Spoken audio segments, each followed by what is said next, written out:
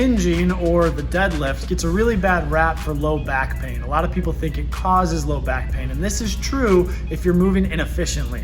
But when done correctly, hinging can be one of the best ways to improve your hip extension and your glute strength, which carries over to life and sport. Let's talk about what a hinge is and what a hinge isn't. So when you hinge, we don't want to bend too much at the knees. We actually want to keep this angle pretty much vertical. If we're trying to hinge here, that's more of a squat. So when we hinge at the hips, we imagine we've got just a steel rod going through our hips this way, and we're gonna actually just bend right over it. Okay, so my butt should actually be just going backwards when I hinge, and this should stay nice and locked up. We shouldn't see any loosey-goosiness in here, and we shouldn't lead with the upper back. Now, when we lead with the upper back, that causes compression in the joints. So when you're doing any type of hinge motion, you wanna make sure we're just going from A to B, A to B. When you eliminate all the noise, that's when you can keep yourself safe and really start to move some weight.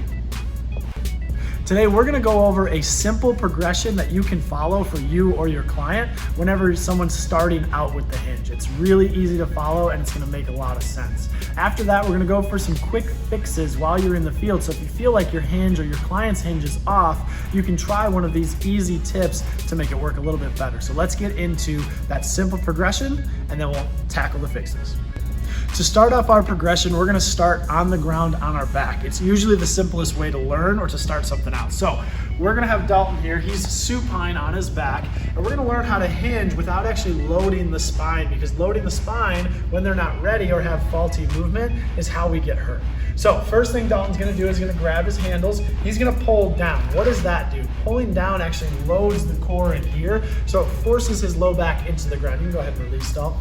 Now, what we wanna do is we're gonna have him pull down, and then he's going to be loaded, and then we're gonna go ahead and squeeze the glutes together and lift up. So Dalton's gonna show us. He pulls down, that's one motion. Then he's gonna squeeze and come up, come back down, release the tension back up. He's gonna do 3 of these. He's gonna pull down, squeeze together, and hinge up. Good, he's got 2 more. Now what are we doing? We're giving him a really simple hinge pattern. So from here to here, but we're keeping him safe while being on the ground, and we're also forcing him to learn how to load his core. Progressing off of that supine glute bridge, we're gonna take it and elevate it. So we're not yet standing, which is the hardest position, but we're in a transitional pattern, which is our tall kneeling position. Dalt has some weight or some of the band's resistance on him trying to pull him back. So he's getting feedback, because if he doesn't lock in, he's gonna get pulled back.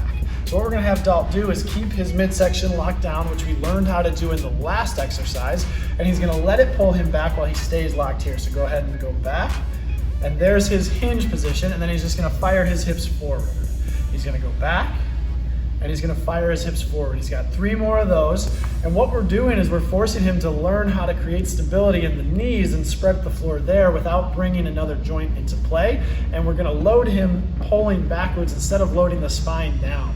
This helps keep him safe, and it's gonna make it so that he can learn that hinge pattern without having to load up too heavy. Now we're gonna up the ante just a little bit. So Dalton's gonna grab his kettlebell, and he's still in a transitional pattern, the half kneeling, but now we're looking, instead of tall kneeling, we're looking at just one side. From here, he's gonna raise his kettlebell up, and he's gonna do a windmill, which is basically a hip hinge on just one side. Now with this, Dalton has the shoulder mobility and core stability to actually complete this movement, but for some people who don't have that, this might be a little too advanced. So how do we regress it? Dalton's gonna bring, once he finishes this rep, he's gonna bring his elbow down and hold it in a rack position, and then do the same thing. So he's still pushing back and pushing forward. So really there's a couple ways to spin this for where your client's at, but either way we're looking for a single-sided hip hinge, and we're gonna learn how to do that in a transitional pattern of half kneeling. Now we're gonna take it to a standing position with a double leg RDL. So we've been in supine to learn the bridge and how to set the core. We transitioned that to tall kneeling hip hinges, transitioned that to half kneeling hip hinges. Now we're gonna look at a standing RDL. So Dalt's got both of his weights in his hands. He's gonna go ahead and spread the floor with his feet. He's gonna hinge backwards as he goes into that RDL. Notice he's keeping his shin angle vertical as he goes down, right? If the knees come too far forward, we risk getting into a squat. So Dalton's gonna give me 3 more reps here, and what we're really looking at is, are the hips going backwards just how they were in that tall kneeling hip hinge? If they are, and he's feeling the tension in the hamstrings and the glutes, we know we're good. This could be where your client reaches a ceiling and may need some of our tips and tricks at the end of the video to help fix their hinge. The last exercise in our progression is a single leg, single arm RDL. The reason this is the hardest or highest level of difficulty is because now we're getting a rotational component on our RDL and we're only in one leg of stability. So with this, Dalton's gonna set his left leg on the ground, get a lot of tension through that hip, and then we're gonna think about our windmills as we go back. So that hip needs to just fire straight back on the single side, and then he comes back up. Now with these, the reason it's so tough is because as he goes down, this single weight is pulling him this way, so he needs to lock that rotary stability up or he risks falling. So when you think about it, we went through our entire progression, we're ending on a single leg, but the hinge is the same throughout. It's just about where your client is and where they want to go. This progression is great and all, but what happens when we have some minor adjustments we need to make in the field while they're actually within the progression? Well, we're gonna start with that single leg RDL we just covered, and we're gonna go over an easy thing to fix that a lot of people will see. So the big problem that we see a lot of times is someone gets open at the hip. So Dalton's right hip is opening up towards the camera right now instead of staying down. One of the easiest ways to kind of visualize this for them is imagine you got headlights on your hips and you wanna keep both headlights going down. So how can we fix that? We can give Dalton a foam roller. He's gonna go ahead and push down into that foam roller. And what does that do? It's gonna lock up his midsection the same way that glute bridge locked up our midsection when we were doing it with the band.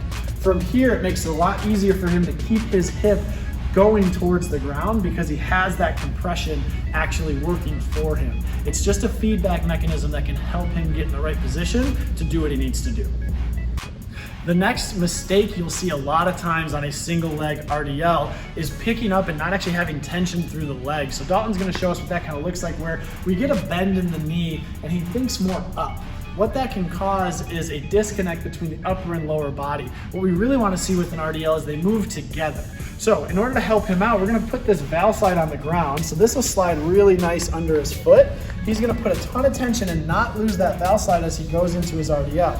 So as he goes through, that's gonna force him to really push through that back leg, and then when he brings it up, he's coming all through the hip.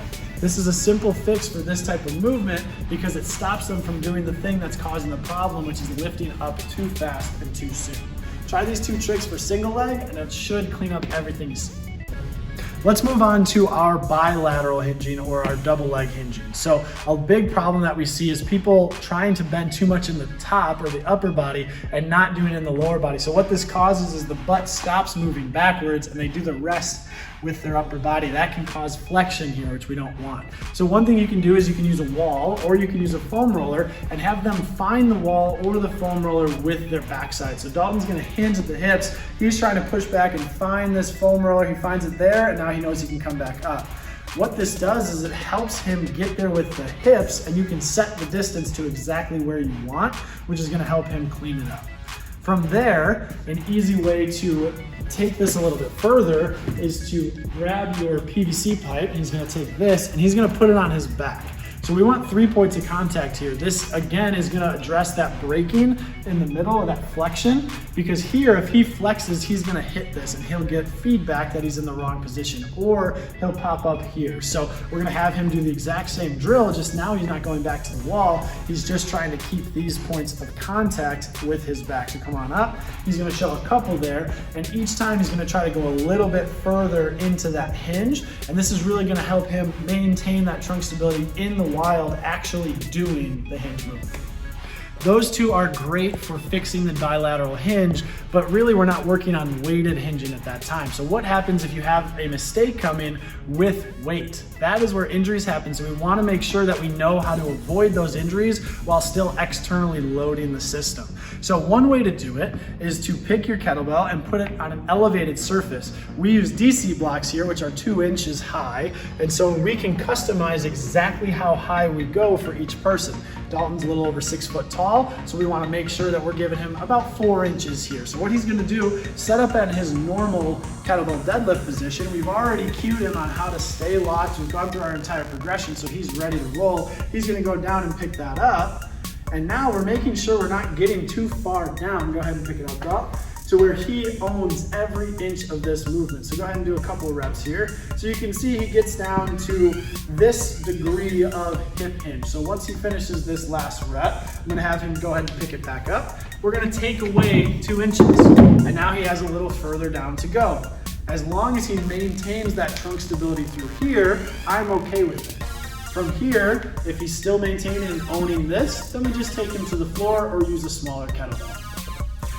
After we get external load done with the kettlebell, we can move on to our barbell movement. So one way to clean up some barbell stuff is if they don't really have the shoulder mobility to do a straight barbell clean deadlift or an RDL in that fashion, we can go to a trap bar deadlift. The reason this is a nice switch is because it can help them keep their hands in a neutral position. So when you look at the bar, it keeps the hands here instead of rounding them forward. So Dom's gonna be able to get into his hinge and not have to sacrifice the upper body and be able to actually do the hinge. So go ahead and up. Good, and again, we just talked about elevating this, so if Dalton's having trouble here, you can go ahead and do a couple reps. If he's having trouble here, we can go ahead and elevate him on either side of the trap bar, just making sure it's even on both sides. So with hinging, whether it's bilateral or unilateral, you wanna make sure your athlete or your client is staying safe and not putting themselves in harm's way, because the hip hinge is super versatile and super necessary for power, speed, strength, and if we can't hip hinge, we're not gonna have a great life and we're not gonna be able to compete at the highest level in sport.